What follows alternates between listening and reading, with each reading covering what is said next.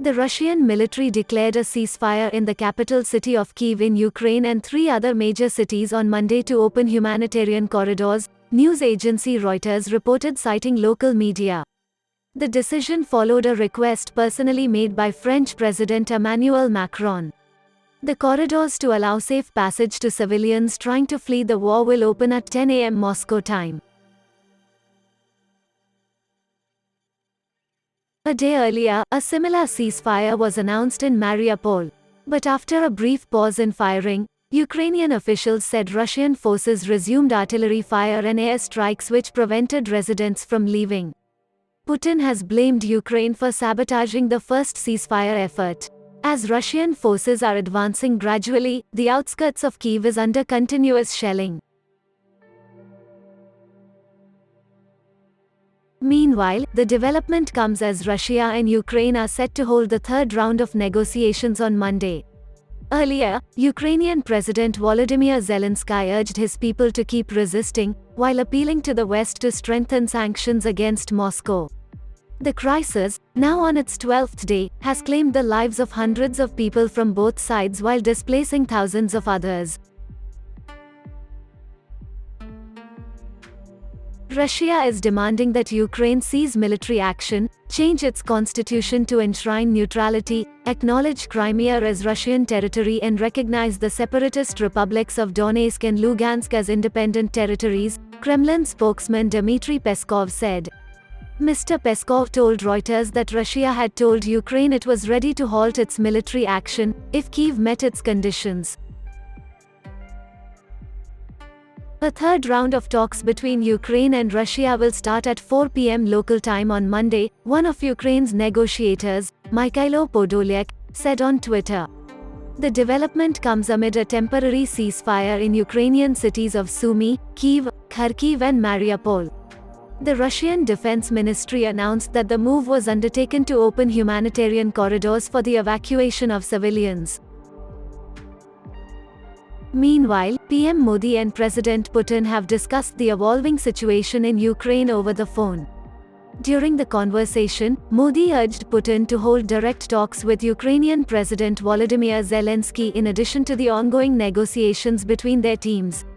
As per government sources, Modi also spoke to Ukraine President Zelensky over the phone on Monday morning.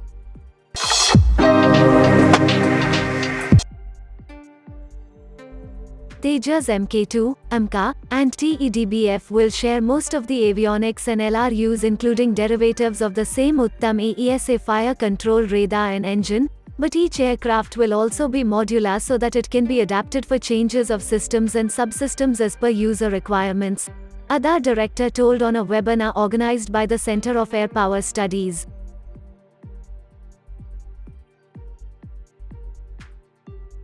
Adar director explained that the internal elements of Tejas Mk1 was placed by design engineers without consulting the service engineers, that in turn made maintenance of Tejas Mk1 a bit lengthy and cumbersome. Tejas Mk2, AMCA and TEDBF will maintenance friendly due to inputs taken from service crew after letting them experience them virtual augmented reality in carrying out repairing of these jets. A lot of discussions were held with Indian Air Force and Indian Navy to get them to agree on the commonality of the 3 fighter jets that are designing so that workload can be reduced on their development and also agree to same systems and subsystems.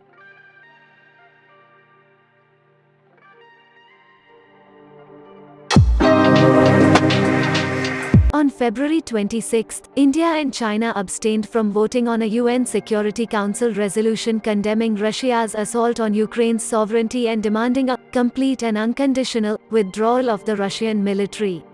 Both countries have taken a similar stance, citing respect for territorial integrity and sovereignty, as well as the United Nations Charter.